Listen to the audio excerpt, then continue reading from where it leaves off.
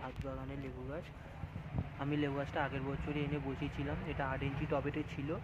এটা যতটা বেড়েছে তাই এবছর আমি এটাকে একটা বড় জায়গায় বসিয়েছি জলের জার কেটে।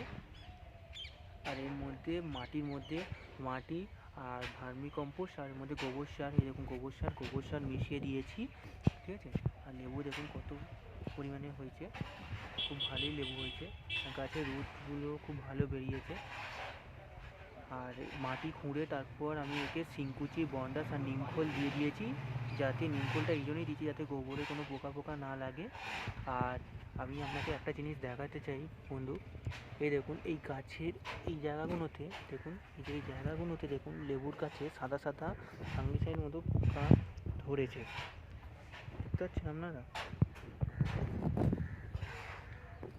এই জন্য আমি এটাকে কী করেছি, দোকানে ফুলের নার্সারিতে গিয়ে ওখান থেকে আমি একটা 7 স্টার বলে কীটনাশক স্প্রে পাওয়া যায়, ওটা আমি নিয়ে এসেছিলাম। ওটা 30 টাকার পাতা। ওই পাতাটা আমি 1 লিটার জলে হাফ চামচ করে দিয়ে ওটাকে স্প্রে করেছি। দেখুন অনেকটাই মানে পুরোটাই চলে গেছে, পোকার কিছু নেই গাছের মধ্যে।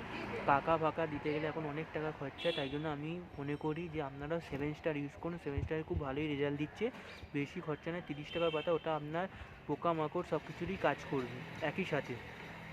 ওটা আপনি গোলাপ গাছে, ফুল গাছে, ফল গাছে, যে কোনো গাছে দিতে পারেন।